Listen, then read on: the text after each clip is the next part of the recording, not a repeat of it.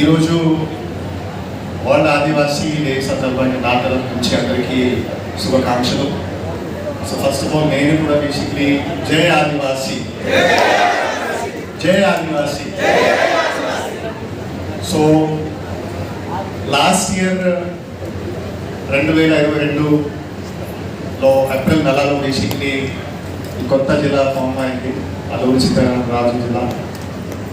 And last year నుంచి government ఆదేశం మేరకు ఏమేమి కార్యక్రమం మన ఆదివాసీ అభివృద్ధి కోసం చేయాలి, ఆదివాసీ ఎలా బేసిక్లీ లైఫ్లో ఇంకా ముందుకు వెళ్ళాలి, వాళ్ళ భవిష్యత్ ఇంకా బాగుండాలి, ఈ మూడు బేసిక్లీ ఆలోచనతో ముందుకు వెళ్తున్నాం. సో ఈ జిల్లాలో వచ్చిన తర్వాత ప్రతి అధికారి కూడా ఈ మనస్ఫూర్తితో పనిచేయాలి, ఈ మనస్ఫూర్తితో డ్యూటీ చేయాలి కూడా నేను ఈ సభ నుంచి కోరుతున్నాను. ముఖ్యంగా ఈ ఆదివాసీ ప్రాంతంలో ఆదివాసీ చూస్తే ల్యాండ్ అంటే ల్యాండ్ మీద అంత లైఫ్ అంటే భూమి మీద అంత లైఫ్ అంటే డిపెండ్ అవుతుంది. ల్యాండ్తో పాటు అడవి. ఈ ల్యాండ్ అండ్ అడవి అంటే రెండు బేసికలీ నేచురల్ రిసోర్సెస్ ఒక ట్రైబల్ ఒక ఆదివాసీ దగ్గర ఉంటే ఖచ్చితంగా లైఫ్లో బేసిక్లీ ఇంకా ఏమేమి సమస్య ఉంటాయి, ఇంకేమేమి ఇష్యూస్ ఉంటాయో తగ్గుతాయి. సో ఈ అడవి మరియు భూమి, ఈ ల్యాండ్ అండ్ ఫారెస్ట్ సంబంధించి ఏమేమి చట్టం ఉన్నాయి, ఏమేమి చట్ట కాన్స్టిట్యూషన్ నుంచి ఏమేమి చట్ట, సెంట్రల్ గవర్నమెంట్ నుంచి ఏమేమి చట్ట, మన స్టేట్ గవర్నమెంట్ నుంచి మనకి ఏర్పాటు చేయడం జరిగినాయి, ఖచ్చితంగా చట్ట ఫాలో చేయాలి. సో సెకండ్ ఎంత ఇంపార్టెంట్ పాయింట్ అంటే ఖచ్చితంగా భూమి అడవి ప్రొటెక్ట్ చేయాలి. భూమి అడవి మీద మన బేసిక్ లైఫ్ ఉంది. ఈ రెండు పాయింట్స్ మీద కూడా మనం బేసిక్ దృష్టి పెట్టాలి. మన గత చాలా సంవత్సరాల నుంచి చూస్తున్నాం వివిధ బేసికలీ ఏరియాలో ఆరోగ్య హెల్త్ విషయం గురించి, విద్య విషయం గురించి, ఇన్కమ్స్ గురించి, వ్యవసాయం సంబంధించి, రోడ్స్ చాలా అంటే బేసికలీ డిపార్ట్మెంట్స్లో అభివృద్ధి చూసాము. ఇంకా చాలా చేయాల్సింది, ఇంకా చాలా జరగాలి. ఈ ఏమేమి ఇప్పుడు ఏరియాస్ నేను చెప్పాము, హెల్త్ కానీ, ఎడ్యుకేషన్ కానీ, drinking water, land development, agriculture development, forest conservation, ఈ అన్ని విషయంలో బేసిక్లీ బోత్ అంటే administration, political administration, executive administrations కలిపి పనిచేస్తుంది. ఇంకా ఏం చేయాలి, ఖచ్చితంగా నేను ఒక పాజిటివ్ మైండ్ సెట్తో చెప్తున్నా. ఖచ్చితంగా ఈ జిల్లాలో 50 రోజుల్లో 50 సంవత్సరాల్లో డెవలప్మెంట్ జరుగుతుంది. నాకు ఖచ్చితంగా కాన్ఫిడెన్స్ కూడా. సో ఈ స్పెషలీ మన పాడేరు వైటీడీఆర్, స్పెషలీ చిత్తూరు వైటీడీఆర్, రంపచోడవరం వైటీడీఆర్లో అది కాదు, ఈ ల్యాండ్ అడవి ఈ ప్రొటెక్షన్ కోసం కూడా పనిచేయాలి. ఇంకా కాకుండా ఈరోజు బేసికలీ మన ట్రైబల్ కల్చర్, ట్రైబల్ ఆర్ట్ గురించి కూడా గుర్తుపెట్టుకోవాలి. ఈ ట్రైబల్ కల్చర్, ట్రైబల్ ఆర్ట్లో వివిధ రకరకాలుగా భాషలు ఉన్నాయి, వివిధ రకరకాలుగా డాన్స్ నృత్య సంబంధించి యాక్టివిటీస్ ఉన్నాయి, మన లాంగ్వేజెస్ ఉన్నాయి. ఇది కూడా ప్రొటెక్ట్ చేయాలి. ఇప్పుడు ఏం జరుగుతుంది బేసికలీ ప్రీవియస్గా ఏమేమి మనకి నేచురల్ రిసోర్సెస్ ఉన్నాయి, ప్రీవియస్గా ఏమేమి ఈ కల్చరల్ మనకి శక్తి ఉంది, ఇది తగ్గుతుంది. యంగర్ జనరేషన్స్ వారు బయట ప్రాంతంకి అక్కడ కొంచెం అవేర్నెస్ కూడా తక్కువ ఉంటుంది.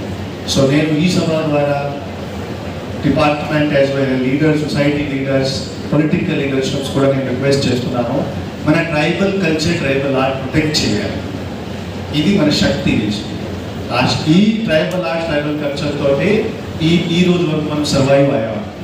సో ఖచ్చితంగా tribal arts, tribal culture protection కోసం కూడా మనం అందరూ పనిచేయాలి.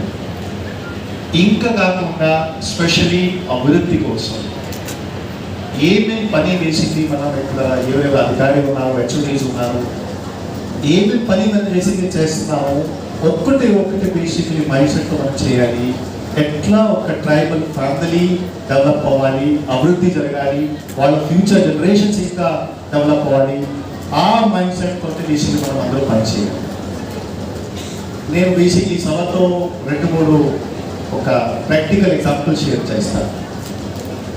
ట్రైబల్ ఏరియా ఎందుకు వెనుకబడ ఉంది, ఒక్కటి కారణం అంటే మన సొసైటీలో మన అడ్మినిస్ట్రేషన్లో కరప్షన్. ఇది ఒక మెయిన్ ఇంపార్టెంట్ పాయింట్.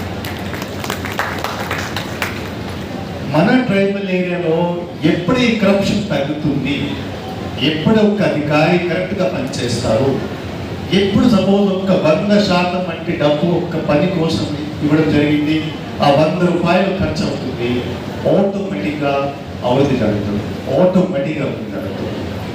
సో నేను కూడా బేసిక్లీ సభ నుంచి నీకు ఒక రిక్వెస్ట్ చేస్తున్నాను, కరప్ట్ ప్రాక్టీసెస్ ఆపాలి.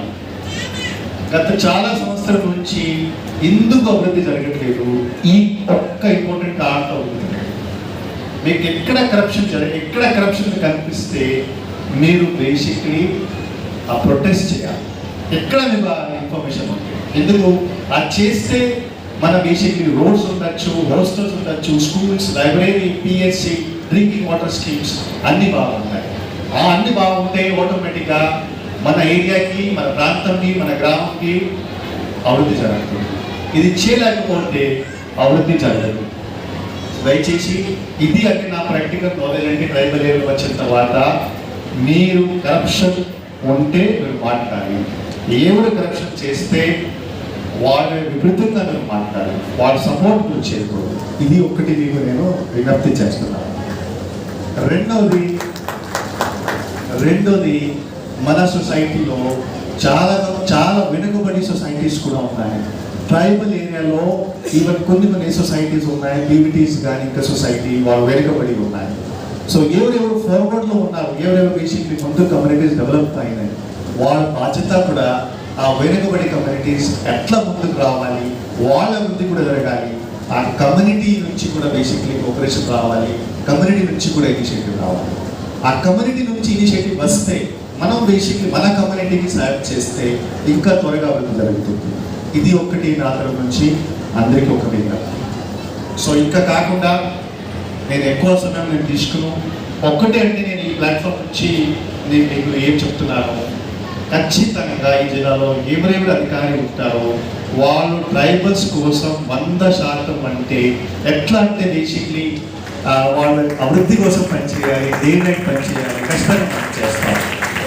సో నేను మిగతా అధికారిని కూడా రిక్వెస్ట్ చేస్తున్నాను that this is an opportunity even to all of us to work for the welfare of all the backward communities. ఎక్కడెక్కడ బేసిక్లీ ఇంకా అభివృద్ధి జరగాలి, ఇది మన బాధ్యత. ఆ బాధ్యత బేసిక్లీ మీరు అది పర్సనల్ రెస్పాన్సిబిలిటీ లాగా తీసుకొని ఇంకా ఏమేమి చేయాలి, ఇంకా అభివృద్ధి జరగాలి, ఇనిషియేటివ్ తీసుకుని ఖచ్చితంగా ఈ సమాజం ముందుకు వెళ్తుంది. మన ట్రైబల్స్ ఇంకా వికసితుంటారు, ఇంకా అభివృద్ధి జరుగుతుంది. ఆటోమేటిక్గా ఏమేమి ప్రాబ్లమ్స్ ఉన్నాయి, ఏమేమి ఇష్యూస్ వస్తున్నాయి తగ్గుతాయి. సో ఫ్యూచర్ జనరేషన్స్ కూడా బెనిఫిట్ ఉంటారు. Thank you very much. Thank you sir.